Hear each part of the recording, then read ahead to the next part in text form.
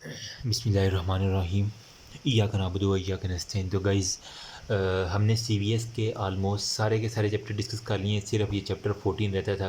15 वाला जो है ना वो मैंने ऑलरेडी जो है ना वो बिल्कुल छोटा सा है, वो मैंने डिस्कस कर दिया है फ्लो चार्ट की फॉर्म में। होप तो उससे कुछ ना कुछ आइडिया होगा। 14 चैप्टर को कवर करने की कोशिश करता हूँ, जितना को मुझे आता है मैं समझाता हूँ, ठीक है।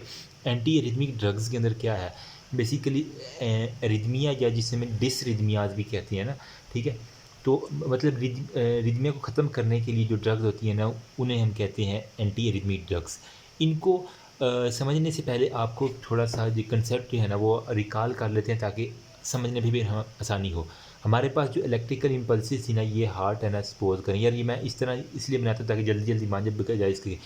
ऐसे नोड से ए वी नोड से फिर वो बंडल ऑफ ईसी हो गया, फिर वो परकंजे फाइबर इस तरह जाता है ना, ठीक है। अगर हम रूट को ट्रैक करें तो ऐसे नोड से हमारे पास कहाँ पे जाता है, एवी नोड, ठीक है। एवी नोड से भी जाता है हमारे पास बंडल ऑफ हिस, ठीक है।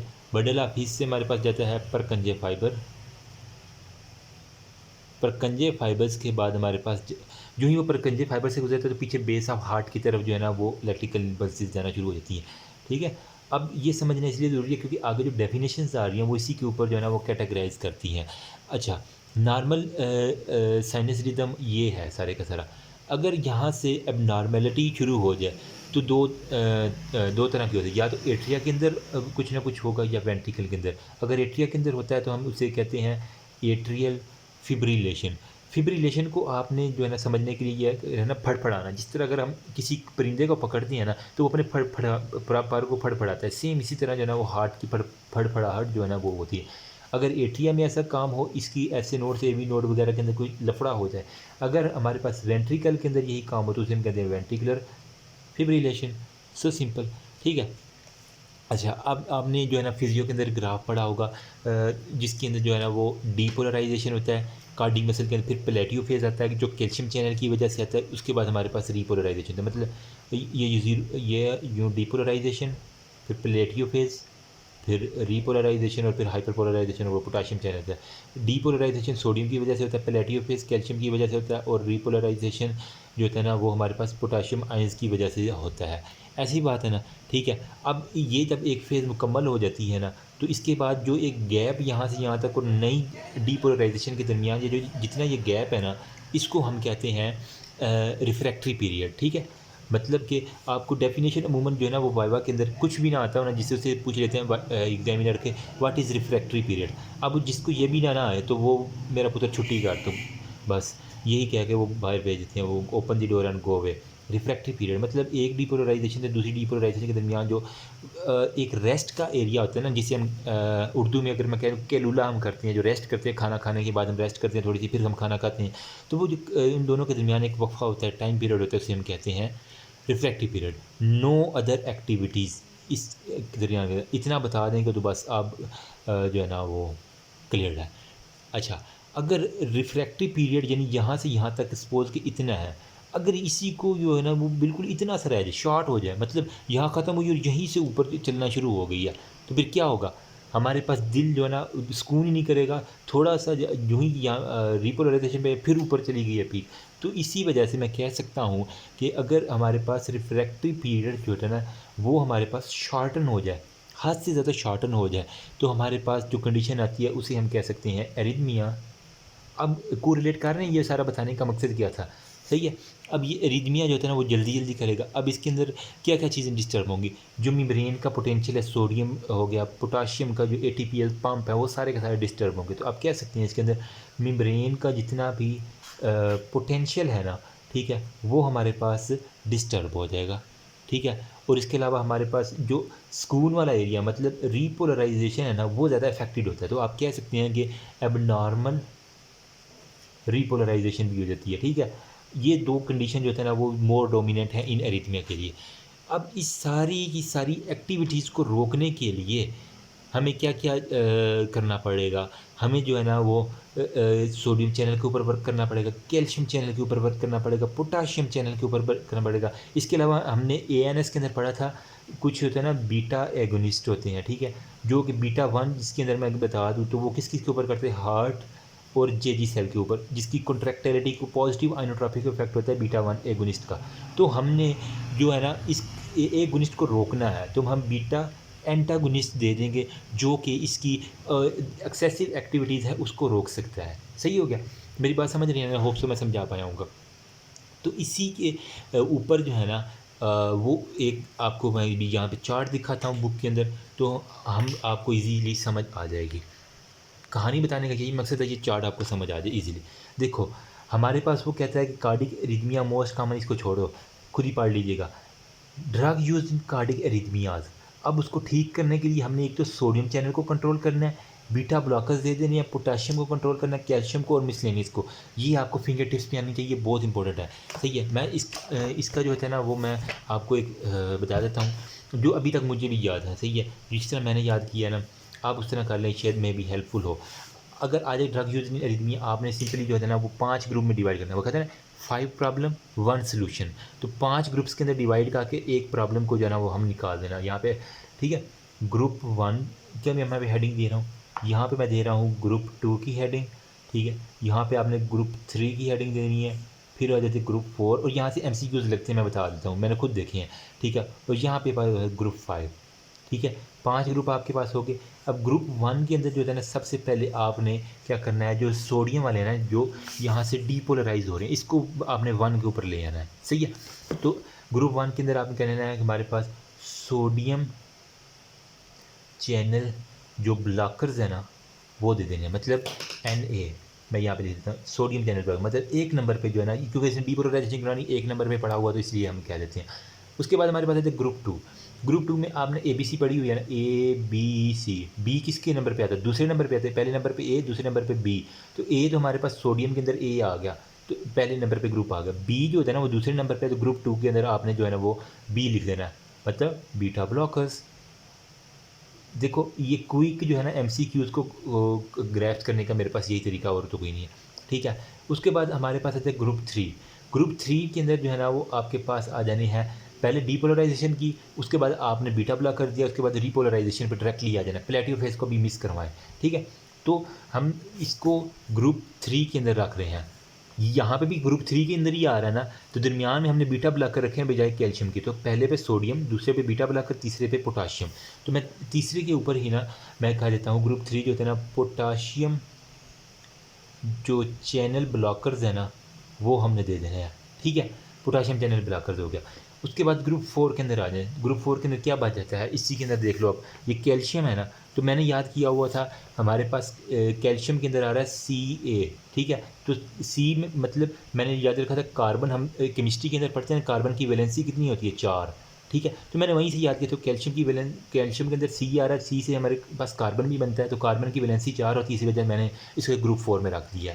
जस्ट निमोनिक है, कोई लॉजिक नहीं है इसकी, हम इसके ऊपर डिस्कस नहीं कर सकते क्यों उसने ग्रुप के अंदर रखा, बस आपने रट्टा लगाना है। रट्टा लगाने का मैं ईजीएस्ट वे बता रहा हूँ। कार्बन की वैलेंसी 4 है, कार्बन के अंदर C आ रहा है, और कैल्शियम के अंदर भी C आ रहा है, तो आपने ग्रुप 4 के अंदर कैल्शियम चैनल ब्लॉक कर रख देना है। ग्रुप 5 जो है ना, 5 वाला जो है ना वो यानी यहाँ पे हमारे पास सारे हो गए, तो हमारे पास एक रह गया मिसलेनियस, जिसका हमें जो है ना वो ऐसा इतना आइडिया नहीं है। तो ग्रुप 5 जो होता है ना आखिर पे बचा है, कमी को पूरा करने के लिए हम कह देते हैं मिसलेनियस ग्रुप का नाम इसे दे देते हैं। सही है? अब ये तो लिख दिए, लेकिन अब इसकी एग्जांपल बहुत नहीं बढ़, एग्जांपल याद कर लें, आपको चैप्टर पूरे का पूरा जो है ना वो मैं कहता हूँ आधा चैप्टर जो है ना वो याद हो जाएगा, क्योंकि वहीं से इसी ड्रग्स को घुमा घुमा के वो बता देते हैं। ठीक है? अब ग्रुप 1 के अंदर जो सोडियम ब्लॉकर है ना, मोस्ट इंपॉर्टेंट ड्रग हमारे पास होता है प्रोकेनामाइड। प्रोकेनामाइड। अब इसको याद करने का तरीका यही है कि प्रोकेना में Na आ रहा है, प्रोकेना, कैना। सही है? तो Na आ रहा है, Na का मतलब सोडियम चैनल ब्लॉकर। मैंने तो इसी तरह याद किया था, बाकी आप खुद देख लीजिए। बीटा ब्लॉकर्स के अंदर जो होता है ना वो क्या होता है, हमारे पास एस्मोलॉल हो गया, ये आपने ENS के अंदर भी पढ़ा है। अब यहाँ पे इसको भी या कोई भी और बीटा ब्लॉकर आप लिख सकते हैं इसके अंदर। ठीक है? मैंने एस्मोलॉल लिख दिया है क्योंकि एज अ बुक यहाँ पे लिखा हो। पोटाशियम के अंदर क्या होता है, पोटाशियम मतलब K पॉजिटिव। K से क्या होता है, काका, छोटा बच्चा जिसे हम कहते हैं ना काका है, तो काका किसका होता है, माँ का, मतलब अम्मी का। तो अम्मी से याद रख रहे अमाइड्रॉन, अमाइड्रॉन। तो मैंने ये एमेड्रॉन ड्रग जो होता है ना वो पोटाशियम, K से काका। ठीक है? पोटाशियम के से होता है, के से काका, और काका जो किसका होती है, उसकी अम्मी भी एक होती है, ठीक है, तो अमाइडरॉन हो गया। इसके अलावा डोफेटाइल लाइट भी इसके अंदर लिखा हुआ, आपको याद रखते हैं तो ठीक है, नहीं तो एक ही एग्जाम्पल तो एटलीस्ट आपको आनी चाहिए ना, ठीक है। कैल्शियम के अंदर जो होता है ना, वो कौन कौन से आते थे कैल्शियम के अंदर, मैंने जैसे CV जो हम जमा करवाते हैं ना, अपनी CV कहते हैं ना, अपनी जमा करवाओ, या VC वाइस चांसलर हो गया, तो कोई भी आप निमोनिक बना दें, मतलब वेरेपा मिल जो होता है ना, वो कैल्शियम चैनल जो होता है ना ब्लॉक सारे के सारे। मिसलेनियस के अंदर क्या होता है, मिसलेनियस के अंदर जो होता है ना, क्या आता है, मुझको ऐड करो, मैंने ये याद किया, मुझको ऐड करो। मिसलेनियस के अंदर मीम से मुझ, MG और के पॉजिटिव, ठीक है, और ऐड करो मतलब एडिनोसिन। बस अब ये देखो, इसके ऊपर आ जाओ चार्ट के ऊपर। ग्रुप 1 के अंदर जो है ना, प्रोकेनामाइड, केना AR है, एस्मोलोल, उसके बाद पोटाशियम अमाइडरॉन, अम्मी का काका, पोटाशियम के से होता है ना काका। ग्रुप 4 में कैल्शियम की वैलेंसी 4 है, CV वेरेपामिल, और मिसलेनियस ग्रुप में मुझको ऐड करो। मैंने तो यही निमोनिक बनाया था, बाकी आप देख लीजिएगा। ये हो गया हमारे पास इतनी। उसके बाद उसने जो है ना वो यही सारे का सारा लिखा हुआ, जनरेशन इम्पल्स कहाँ से, एट्रियल मसल से AV नोड पर कंजे फाइबर वेंट्रिकुलर, और फिर बेस ऑफ हार्ट के ऊपर, ये मैंने ऑलरेडी बता दिया। एरिथमिया आल्सो कॉल्ड डिसरिथमिया, मतलब अपने रिदम से जो निकल जाता है ना, उसे हम डिसरिथमिया कहते हैं, यही बात है, ठीक है। तो मैंने यहाँ पे लिखा भी हुआ है, एरिथमिया जो अपने रिदम से निकल जाए, ठीक है, उसको हम कहते हैं डिसरिथमिया, या एरिथमिया, या डिसरिथमिया, रिथमिया होगा, ठीक है। तो वो दोनों नाम आप जो भी आए, आपको MCQ में कंफ्यूज नहीं होना, ये मैं इसको अंडरलाइन कर देता हूँ ताकि दोबारा पढ़ें। उसके बाद AV वेंट्रिकल होगा, CV नोड होगा। अच्छा, टॉसेट डी पॉइंटीज एक यहाँ पे इन्होंने लिखा हुआ, ये क्या होता है, ventricle arrhythmia of a great फार्माकोमा often induced by anti histamine.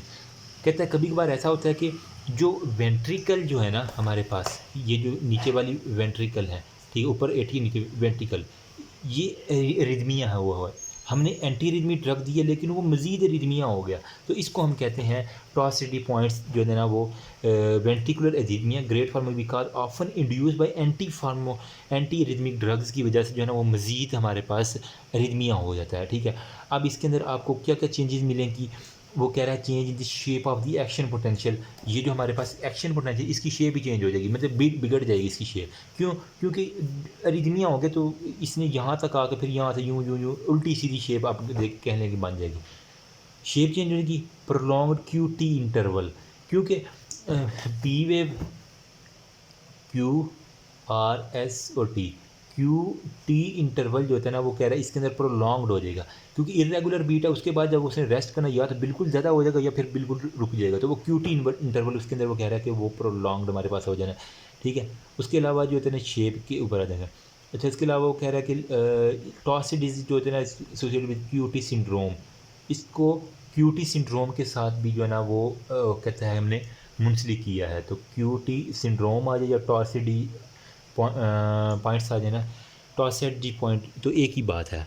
अच्छा, इसके अंदर वो कह रहा है कि हमारे पास जो भी चैनल है ना, आइन ऑफ द पोटाशियम और आइन of the sodium channel protein, उसके अंदर जो होता है ना, वो म्यूटेशन कोई भी आपको दिखने में मिले तो हमें जो है ना वेंट्रिकुलर की एरिथमिया हो जाती है, उसके ऊपर एंटी एरिथमिक ड्रग भी असर नहीं करती।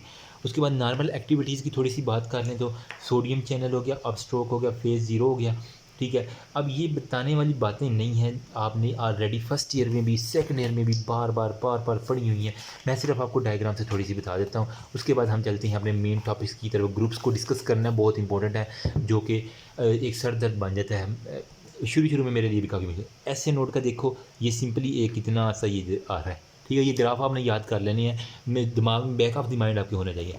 एट्रियम के अंदर जो है ना, वो नॉर्मेलिटी प्लेटिव फेस भी आ रहा है, फिर वो बहुत सारा है।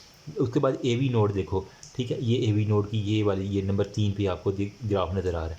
अच्छा, उसके बाद जो हमारे पास बिल्कुल नॉर्मल आ जाती है, हमने वेंट्रिकल का ऊपर डिस्कस करना है ना, AV नोड से आपको मैं अगर ट्रेस करके दिखाऊँ ना, तो ये आपको ये हल्का वाइटिश से ये इस तरफ जा रही है, एक इस तरफ एक लाइन जा रही है, यूँ करके यूँ जा रही है। बंडल ऑफिस से हमारे पास क्या जा रहे हैं, परकंजे फाइबर निकल रहे हैं, सही है। तो यही वो परकंजे फाइबर्स को ऊपर आपने, क्योंकि हमने वेंट्रिकल के ऊपर हमने अभी डिस्कस किया, तो वेंट्रिकल की वो देख रहे हो, फेज़ 0, ठीक है, फेज़ 1, इसको मैं थोड़ा सा फोकस करता हूँ, ये ठीक है, फेज़ 0 जो सोडियम की वजह से, फेज़ 1 या प्लेटियो फेज़ ठीक है, और 2 तक जो है ना वो कैल्शियम चैनल की वजह, फेज़ 3 जो है ना पोटाशियम चैनल की वजह से, उसके बाद फिर रेस्टिंग मेम्ब्रेन ये यूँ सीधा चला जाता है और इनके दरमियान जो होता है उसे हम कहते हैं रिफ्रैक्टिव पीरियड हो गया। सही है, तो वो ये वाला आपको ग्राफ इंपॉर्टेंट है। उसके बाद जो है ना यहाँ पे वेंट्रिकल्स का देख लो, ठीक है, ये परकंजे फाइबर्स का था, ये वेंट्रिकल का देख लो, यूँ चल के यूँ और यूँ आ रहा है, ठीक है। उसके बाद ये ईसीजी के साथ उसने कोरिलेट किया, जब डीपोलराइजेशन होती है एट्रिया की, ठीक है, तो पी वेव, जब वेंट्रिकल की डीपोलराइजेशन होती है तो क्यूआर है, जब वेंट्रिकल रिलैक्सेशन होती है वो टी वेव। देखो ये ऊपर से निशान आपको नज़र आ रहा है ब्लैकिश, जब वो रीपोलराइजेशन हो रहा है तो टी वेव हमारे पास आ रही है, जब डीपोलराइजेशन हो रही है तो पी वेव आ रही है। सही है, होप सो आपको कुछ ना कुछ आइडिया हो गया होगा। अब यहाँ पे देखिए एक्शन पोटेंशियल की फेजेस जो है ना वो आपने दिमाग के अंदर रखनी है। सबसे पहले अप स्ट्रोक आता है, फेज़ 0 अप स्ट्रोक, ठीक है। उसके बाद अर्ली फास्ट डीपोलराइजेशन, यानी ये जो है ना यहाँ पे चाक खींच देते हैं ना, बिल्कुल फास्ट डीपोलराइजेशन होती है। उसके बाद प्लेटियो फेज़, ये कैल्शियम वाला जो प्लेटियो फेज़, उसके बाद रीपोलराइजेशन, ये पोटाशियम वाला रीपोलराइजेशन, और फिर 4 पे डाइस्टोल जो होता है ना ये आपके पास आ जाता है सारे का सारा। सही है, अब जो है ना हमारे पास यहाँ पे थोड़ा सा देख लो कि end of the I potassium अगर रीपोलराइजेशन, वो ही सारी की सारी कहानी लिखी हुई है। पोटाशियम चैनल ये करते हैं, सोडियम ये करते हैं, और वो आप खुद पढ़ लीजिएगा, ठीक है। ड्रग की क्लासिफिकेशन जो होती है ना वही ग्रुप्स के ऊपर है, ग्रुप 1 2 3 4 और 5। 1 के अंदर क्या था, sodium 2 beta 3 potassium 4 calcium 5 miscellaneous था। सोडियम बीटा पोटाशियम कैल्शियम और मिसलेनियस ग्रुप भी वो यहाँ पर उसने 5वें नंबर पे लिख दिया, जो कि बाद में ऐड किया गया था। सही है, तो ये जो है ना वो ड्रग्स जो है ना मोस्टली 4 है, लेकिन अब नई बुक्स की समझ वो 5 जो है ना वो भी इंक्लूडेड हो चुकी है। ये था एक छोटा सा इसका इंट्रोडक्शन। अब यहाँ पे थोड़ा सा ये टेबल को देख रहे। अब नॉर्मल ऑटोमेटिसिटी क्या होता है कि किसी pacemaker activity that originate from any other side of S A node. हमारे पास ये दिल है ना यार, मैं इसलिए बना रहा हूँ कि जो है ऐसे नोड से हमारे पास ये एक्टिविटीज़ शुरू होती है, लेकिन वो कह रहा है कि किसी भी दिल का और ऑर्गन जो है ना वो अपनी एक्टिविटी खुद ही करंट भेजना शुरू कर दे, मतलब ऐसे नोड को मिस करवा के खुद ही अपने करंट प्रोड्यूस करना चाहिए। इसे हम कहते हैं अब एबनॉर्मल ऑटोमेटिसिटी। एबनॉर्मल कंडक्शन क्या है, नॉर्मली क्या था, ऐसे नोड से एवी से बंडल ऑफ हिज हमारे परकंजे फाइबर, लेकिन अगर ये कोई और रूट इख्तियार कर ले, अपना ही बाईपास बना ले, ठीक है, तो हम इसे कहते हैं कि abnormal conduction. Atrial ventricular fibrillation AFB, ठीक है, एट्रियल फिब्रिलेशन या VF वेंट्रिकुलर फिब्रिलेशन, मतलब वही के पागलपन है। फिब्रिलेशन क्या है, फड़फड़ाने वाला है, chronic movement of impulse pass through the tissue हो गया तो इंटरपेंडिकुलर वो है। ग्रुप्स के अंदर क्या थे, ग्रुप 1 2 3 4, तो वो मैंने आपको बता दिया। ये किसने क्लासिफिकेशन की थी, ये था सिंग SINGH, सिंग वेगहान विलियम्स, ठीक है। इस तरह करके इस बंदे का नाम था, अंग्रेज़ का नाम, जिसने ये जो है ना वो ग्रुप्स को डिवाइड किया। तो एक बात ये भी MCQs के लिए आप याद कर सकते हैं, अगर कोई सार फेरा सा आ जाए, है रट्टे वाली बातें आनी नहीं चाहिए, लेकिन ये फिर भी आ जाते हैं। रेंट्रेंट एरिथमियाज क्या होता है, अगर एक ही इम्पल्स जो है ना एक टिश्यू को 2 मरतबा जो है ना वो, ये 3 मरतबा, ये 4 मरतबा जो है ना वो इसको कर दे। सपोज ये मेरा हार्ट है, ठीक है, अब यहाँ से ऐसे नोड से AV नोड से जनाब यहाँ ये इस मसल तक एक दफ़ा इम्पल्स आ गई, लेकिन ये क्या करें, इम्पल्स एक दफ़ा गुजर गई, यही इम्पल्स दोबारा इसी को आके ना दोबारा डीपोलराइज करवा दे, फिर यहीं से मुड़ के फिर इसको डीपोलराइज करवा दे। तो मैं कह सकता हूँ कि ये जो है ना वो एबनॉर्मल एक्टिविटीज़ शुरू कर देगा टिश्यू अपना, तो इसको हम कहते हैं reentrant arrhythmia. Arrhythmia of the abnormal conduction involve repetitive movement of impulse excited by same impulse. एक ही इम्पल्स जो है ना वो रेपिटेटिव जो है ना वो जो है इफेक्टिव रिफ्रैक्टिव पीरियड, मतलब दो जो है ना ये ग्राफ्स के दरमियान जो पीरियड ऑफ रेस्ट है उसे हम कहते हैं रिफ्रैक्टिव पीरियड। सिलेक्टिव डिप्रेशन क्या है, मतलब कोई भी एक्साइटेड मेम्ब्रेन है, ये मैं सपोज मेरी मेम्ब्रेन है एक्साइटेड हुई पड़ी है, लेकिन इसको मैंने डी एक्साइटेड करवाना है, तो हम जो एक्टिविटीज़ करेंगे उसे हम कहते हैं सिलेक्टिव डिप्रेशन। सही है। सुप्रा वेंट्रिकुलर टेकिकार्डिया, मतलब वेंट्रिकल का जो है ना वो एबनॉर्मेलिटी बीट होगा। AV नोड के अंदर कोई मसला है ना, देखो AV नोड ऐसे नोड AV नोड से ज़्यादा डायरेक्ट वेंट्रिकल, AV नोड के अंदर कोई मसला होगा तो यहाँ पे जो है ना वो ज़्यादा इम्पल्सिस जाएंगे, वो टेकिकार्डिया ये करवा देगा। वेंट्रिकुलर टेकिकार्डिया, तो ये सुप्रा वेंट्रिकुलर था और ये है हमारे पास वेंट्रिकुलर। सिंपल वर्ड में सुप्रा वेंट्रिकल, वेंट्रिकल के ऊपर जो होता है ना सुप्रा, मतलब ये AV नोड पड़ा हुआ है ना, तो AV नोड के अंदर मसला है तो सुप्रा वेंट्रिकल, अगर वेंट्रिकल के खुद के अंदर मसला है तो उसे वेंट्रिकुलर टेकिकार्डिया। तो ये मायोकार्डियल इन्फेक्शन के अंदर सारी की सारी। बाकी ये आप इसी चीज़ ये नॉर्मली है P वेव QRS फेज़ 1 में एट्रियल फ्लटर की ECG देख लो, एट्रियल फिब्रिलेशन हो गया, ठीक है, और वेंट्रिकुलर टेकिकार्डिया की देख लो भाई, तो कितनी जल्दी जल्दी आ रही है। और उसके बाद वेंट्रिकुलर फिब्रिलेशन की ये एक आपने बस बैक ऑफ द माइंड रख लेनी है, ताकि आपको अगर कभी ये क्लिनिकली साइड पे देखना पड़े तो आपको समझ आ, ये फ्लटर है, ये फिब्रिलेशन है, ये एट्रिया की, ये वेंट्रिकल की है, ठीक है। यहाँ पे देखो ये डिप्रेशन हुई पड़ी है यहाँ पे, ठीक है। वो सारी की सारी कहानी हम ऑलरेडी डिस्कस करेंगे। नेक्स्ट जो होते हैं ना, वो वीडियो काफ़ी लंबी हो चुकी है इंट्रोडक्शन के अंदर, सॉरी फॉर दैट, मैं इतनी लंबी नहीं वीडियो बनाना चाहता था। ग्रुप 1 की ड्रग्स हैं। उसके बाद ये चार्ट बहुत इंपॉर्टेंट है, ठीक है। इसको हम फिंगर टिप्स पे किस तरह ड्रा करना है, ये मुझसे ना सर ने वाइट बोर्ड पर ड्रा करवाया था, ठीक है। सर ने कहा था बेटा ये ड्रा करके दो मुझे, ये that was the surprise test, और अलहमदिल्ला वो ड्रा हो गया था। इतना मुश्किल में नहीं है, लेकिन जो पहली दफ़ा देखता है ना उसको थोड़ा सा डर लगता है, लेकिन हम डिस्कस करते हैं नेक्स्ट वीडियो में आ जाएँ। थैंक यू सो मच, अल्लाह हाफिज़। अगर मुझसे अभी तक कोई गलती हुई है तो आप कमेंट सेक्शन ओपन हम बता सकते हैं, feel free to share anything you want. Allah.